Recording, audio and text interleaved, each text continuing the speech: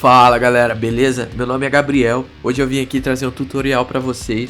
Um tutorial que vai ensinar a gente a trabalhar com redes neurais aí, uma tendência na área de computação. E a gente vai treinar ela para que ela seja capaz de reconhecer as imagens. Então eu tô aqui com o Google Colab aberto. O Google Colab é uma plataforma do Google fantástica. Fantástica ainda mais para quem quer trabalhar aí com essa parte de Machine Learning, Deep Learning. Ela mistura um pouco aí de um script em Python junto com o Markdown do GitHub. Markdown do GitHub é aquela linguagem onde a gente pode escrever os nossos readmes. Então, para isso ela utiliza essa plataforma que é o Jupyter Notebook, também é uma plataforma muito famosa aí para quem usa Machine Learning, Deep Learning. Ela tem essa interface aqui de baixo. Quem quiser o link de cada plataforma aí, tanto o Jupyter, vai estar aí na descrição do vídeo. E ela, como eu já disse, trabalha com Markdown juntamente com alguma linguagem de programação. Aqui no caso tem as linguagens que ela é compatível, mas a gente vai utilizar Python, que Python aí é uma campeã na área de Machine Learning e Deep Learning. A gente também vai utilizar o Keras. O Keras é uma plataforma fantástica aí pra gente trabalhar, ela facilita muito o trabalho de quem mexe com Deep Learning. E ela aqui está descrito como ela sendo uma API, que ela funciona aí como uma casquinha que facilita a utilização do TensorFlow, CNTK e o Theano. Também temos aqui o TensorFlow. Como eu disse, o Keras funciona como uma casquinha, e aqui a gente tem o TensorFlow para poder ser o núcleo dessa casquinha. Então ela vai facilitar aí a nossa utilização do TensorFlow. Voltando aqui para o Google Colab, para essa plataforma, a gente vai criar um novo notebook. Esse notebook aqui que está carregando vai ser o notebook que a gente vai utilizar para fazer esse classificador de imagem. Esperar ele carregar aqui. Aqui em cima a gente tem o nome do nosso notebook. Vamos definir o nome. No meu caso eu vou definir como MNIST. MNIST nada mais é que o dataset que eu vou estar utilizando aí para poder fazer o nosso classificador. O MNIST, se alguém quiser pesquisar aí no Google, você vai ver que é um caractere de dígitos escritos à mão, de 0 a 9, e o nosso algoritmo então vai ser capaz de identificar dígitos escritos à mão e dizer qual que é aquele dígito que foi escrito. Então a gente definindo aqui o MNIST, a gente tem esses quadradinhos que são nossas células. O Jupyter funciona com essas células podem ser tanto de texto, que seria a linguagem Markdown, quanto de código, que nesse caso está sendo o Python. Então, como eu disse, aqui vai ter o nosso bloco de célula de código. Aqui a gente pode fazer um Hello World. Eu vou escrever aqui print Hello World. E se a gente apertar Ctrl e Enter, ele vai executar. Vai aparecer aqui que ele está executando. E quando a gente tiver uma saída, vai aparecer aqui embaixo. Então beleza, processou e deu o nosso retorno aqui, escrito Hello World. A gente pode vir aqui também e apagar essa célula. Como isso foi só um exemplo. E agora a gente vai começar realmente a trabalhar no nosso classificador de imagem. No nosso classificador de imagens, a gente vai iniciar ele importando o TensorFlow. O TensorFlow, a gente vai criar aqui uma nova célula de código e vai escrever import TensorFlow. Isso é a nossa importação da nossa biblioteca. E vamos dar um apelido para esse TensorFlow, para não precisar ficar escrevendo TensorFlow toda hora. Ctrl Enter para executar. Beleza, executou. Vamos adicionar aqui também um bloco de texto dizendo o que é isso aqui. Importação do TensorFlow. Se a gente colocar duas cerquilhas, o Markdown diz que isso é um subtítulo.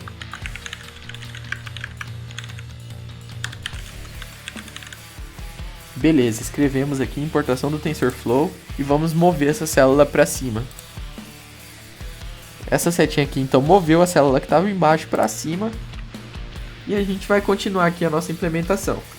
O segundo passo vai ser a importação do Keras. Então vamos criar aqui mais um bloco de texto, escrever importação do Keras como subtítulo.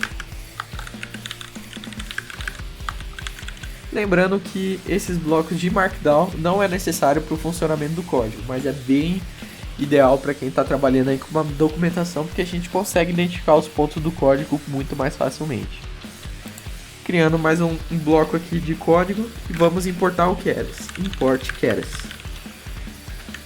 Ctrl Enter, executou aqui e ele deu como saída para a gente que está utilizando o TensorFlow como essa camada de back-end.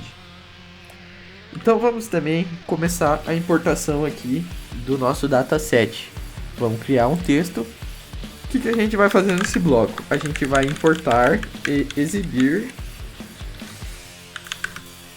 um exemplo do dataset MNIST. Beleza, vamos criar um bloco de código para poder implementar o funcionamento disso aqui. Primeiro passo, a gente vai importar o Matplotlib, que é a outra biblioteca das bibliotecas mais famosas utilizadas para Machine Learning. É uma biblioteca aí que é utilizada para exibição de dados através de plots. Então a gente vai importar aqui, import. Na verdade vamos fazer diferente, a gente vai dizer que a partir do Matplotlib, a gente vai importar uma parte dele que chama PyPort.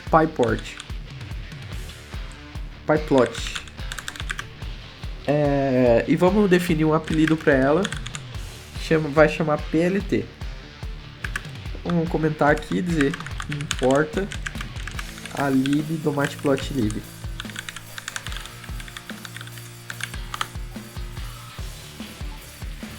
Beleza. Partindo dessa etapa aqui, a gente vai poder fazer a nossa importação do nosso dataset. Vamos dizer que a partir do Keras, esse dataset, por ser um dataset bem utilizado aí, ele é incluído dentro do Keras. Então a gente vai falar dentro do Keras, no pacote datasets, vamos importar import MNIST. É minúsculo. Beleza. Aqui a gente importou nosso dataset e agora a gente vai ler o nosso dataset e definir eles nas variáveis. Aqui dentro vão ficar as nossas variáveis. Elas são definidas dessa maneira. A gente tem dois conjuntos, que é o xtrain. Então a gente vai escrever aqui xtrain. Esse é o conjunto onde tem todas as imagens referentes ao treino. E a gente tem o ytrain. O y é como se fosse a saída da função. Para cada imagem que a gente tem no xtrain, a gente vai ter um rótulo que vai dizer qual classe que pertence àquela imagem. Por exemplo, um dígito número 1 no ytrain vai ter o número 1. Um dígito número 0 no ytrain vai ter o dígito escrito 0. É como se fosse aí o que realmente representa cada caractere. E a gente aqui vai importar o xtest e o ytest. Para definir essas variáveis, eu vou dizer que elas vão receber, a partir do nosso MNIST que a gente importou ali em cima, ele vai receber a função loadData. Essa função vai baixar todas as imagens a partir da internet. E a gente vai usar o nosso querido Matplotlib para poder exibir tudo isso. A gente vai chamar o plt.imshow e vai passar como parâmetro o xtrain, que tem as nossas imagens de treinamento. Só que como a gente não vai exibir todas, a gente vai definir aqui que a gente vai exibir somente a primeira. Beleza. E depois vamos colocar uns prints aqui, ó, para dizer qual que é o tamanho dessas imagens, para a gente ver se está tudo correto mesmo. Então a gente vai imprimir o xtrain.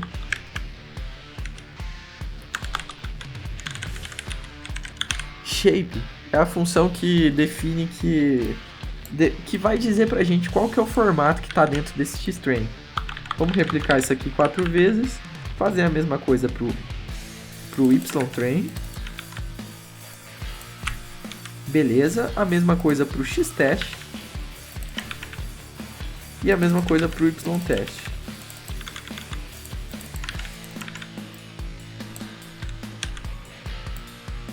Definido tudo isso aqui, vamos executar esse bloco, vamos ver se não dá nenhum erro. Ah, já temos um erro aqui. MNIST, aqui entre os dois tem uma vírgula, esqueci de colocar. Beleza. Aqui dá pra ver que ele baixou, ele diz até o link que ele baixou. Teve um erro aqui. Ah, esqueci que eu não estou em Java. Aqui em Python, para você concatenar as strings no print, é vírgula. Então vamos fazer novamente esse processo. Beleza, deu tudo ok. Aqui é importante notar que ele vai dizer que no Xtreme a gente tem 60 mil imagens no formato de 28 por 28. No YTrain a gente tem 60 mil rótulos. No YTest a gente tem 10 mil imagens para a gente poder testar. Tem o mesmo formato que as imagens do treinamento, são de 28 por 28. E a gente tem os rótulos correspondentes para cada uma dessas imagens. Aqui a gente tem um exemplo, dá para notar que ele vai do 0 a mais ou menos aqui o 28, que é o tamanho da imagem. Então tem 28 pixels de altura, 28 pixels de largura. Essa imagem aqui, a primeira imagem, no caso, era uma imagem que representa o número 5. Beleza, próximo passo agora é criar o nosso modelo. Vamos definir um texto aqui, ó. Criando o modelo. Beleza. Tem um ponto bem interessante aqui também, que você pode criar os blocos clicando aqui embaixo. Então vou adicionar um bloco de código embaixo desse. Nesse bloco de código, a gente vai criar o nosso modelo. A gente vai dizer da biblioteca do Keras, na parte de modelos, vamos importar o sequencial. E da parte de layers do Keras, que é a parte de camadas, vamos importar a camada dense e a camada flat. Essas duas camadas vão fazer parte da nossa rede neural. E nossa rede neural vai ser do tipo sequencial. Eu não vou entrar em detalhes quais são o tipo de camadas e os tipos de modelos que a gente pode ter. Quem quiser ver, essa documentação é bem explicada lá no site do Keras. Então vamos partir aqui, a gente vai começar a criar o nosso modelo. Vamos vir aqui para a linha de baixo, escrever model, recebe, Keras, na verdade sequential. E dentro desse sequential, ele vai ter aqui a gente vai abrir e vai dizer o que tem dentro dele. Dentro dele vai um array. Esse array, ele representa quais são as camadas que vai compor a nossa rede neural. No nosso caso, a gente vai iniciar com uma camada, que é uma camada de flatten. Então a gente vai escrever flatten. Desculpa, esse flatten aqui eu já estou notando que é com 2T e eu estou escrevendo com um T só. Beleza. A gente vai dizer qual que é o tipo de entrada que tem nessa camada. Input shape. E vai definir aqui um valor, que no caso é de 28 por 28. Beleza, vamos fechar tudo isso aqui e vamos definir nossa segunda camada. Nossa segunda camada, ela vai ser uma camada de flatten, de dense. Ela vai ter 128 núcleos de convolução e ela vai ter como função de ativação a função que é do TensorFlow na parte de Neural Networks, que são redes neurais, e ela se chama ReLU. Essa função é uma expressão matemática, que eu também não vou entrar em detalhes do que é, mas basicamente ela é uma operação matemática que vai dizer como que vai funcionar a nossa saída da nossa rede. E depois dessa camada, a gente precisa criar outra camada dense, só que ela vai ser do tamanho 10. Por que 10? Nos dígitos nós temos 10 classes, então para cada classe dessa, a gente vai ter uma matriz dessa para dizer qual que vai ser a nossa saída. E a função de ativação vai ser do TensorFlow também, da parte de Neural Networks, vai chamar Softmax, que é a camada aí mais comum utilizada nas últimas camadas da rede neural. Beleza, vamos ver se tudo isso aqui vai funcionar. Funcionou. Depois de fazer isso aqui, a gente vai compilar o nosso modelo. Então eu vou criar um novo bloco de texto aqui, ó. Subtítulo: compilando o modelo. Vamos criar aqui um novo bloco de código e vamos compilar o nosso modelo. Vamos chamar ele e dizer para ele compilar. Só que a gente vai passar alguns parâmetros aqui, que são parâmetros muito importantes. O primeiro deles é o nosso otimizador.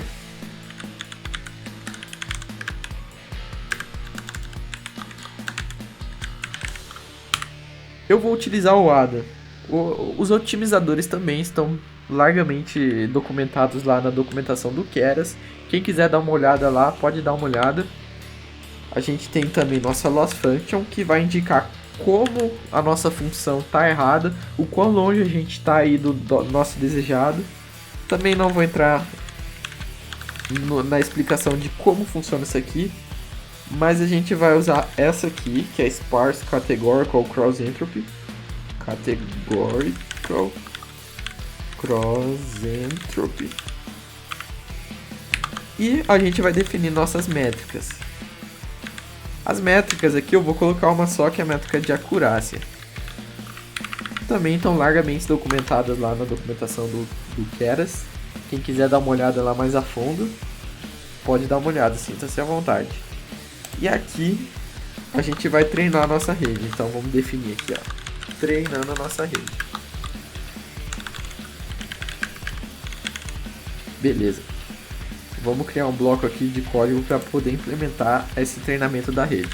Vamos chamar nosso módulo.fit, que é a função que treina, e vamos passar os dados de treinamento.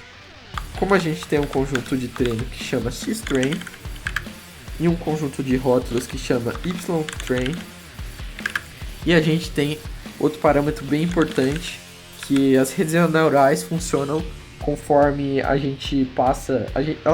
o método de treinamento dela é interativo. Então a gente passa quantas vezes essa interação vai durar. Nesse caso aqui eu vou passar como 15. Então ele vai treinar com esses dados de treinamento 15 vezes. Opa, temos um erro aqui. Xtrain, ytrain. Aqui é no plural. Beleza. Começou aqui o nosso treinamento. A gente está na época 1 de 15. A gente tem aqui o nosso quantidade total de imagens, 60 mil. E aqui é o número atual que ele está. Ele está aqui na imagem 42, por exemplo, 42 mil. Ele vai indo até chegar ao final. Outros dados bem interessantes aqui do treinamento é nossa loss function. Lembra que a gente definiu aqui, ó? Cadê? Loss. Essa loss function é um cálculo matemático que ele está dizendo o quão errado tá. Então a gente está tentando aqui diminuir nossa loss function e aumentar a nossa acurácia, que é a nossa métrica de desempenho. Então, quanto maior nossa acurácia, quer dizer que a gente está acertando mais. Eu vou cortar o vídeo agora e vou voltar somente no final do treinamento para a gente não perder muito tempo. Beleza, galera, tá finalizando aqui nossa última época. A gente já tá aqui em 76% de acurácia, finalizou com 79% de acurácia, que é um número muito bom para uma rede que não é complexa igual essa. Então agora a gente vai fazer algumas etapas para poder avaliar o nosso modelo. A gente vai trabalhar, até o momento a gente só trabalhou com aquele conjunto de treinamento. A partir de agora a gente vai trabalhar com um conjunto de teste para poder ver como esse modelo trabalha com dados que ele nunca viu. Vamos criar aqui um novo bloco de texto, escrever avaliando o modelo. Beleza.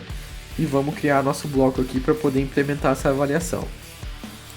Essa avaliação, o código dela, eu não vou explicar ponto a ponto porque é um código um pouquinho grande com parâmetros que não são tão importantes. Eu peguei esses métodos que testam lá da biblioteca da documentação do TensorFlow.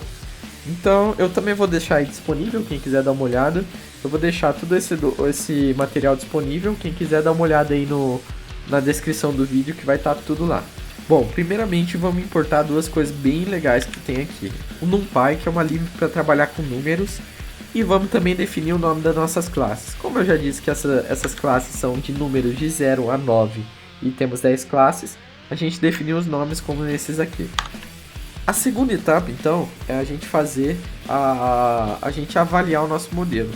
Então a gente vai fazer as predições e ver como que ele vai responder para imagens que ele nunca viu. Então vamos adicionar um bloco de código aqui. Vamos, a partir do model, chamar a função predict e passar os dados para ela de teste. São dados, lembrando que são dados que a rede nunca viu. E ele vai salvar nessa variável aqui chamada predictors. Beleza, já fez a predição. Você pode ver que essa predição é bem rapidona. Agora a gente vai começar a trabalhar com a exibição desses dados para a gente poder ver como que a nossa rede se comporta. Temos aqui uma função que eu vou adicionar, que é uma função que ele usa o matplotlib só para exibir o nosso resultado. Bom, executamos elas.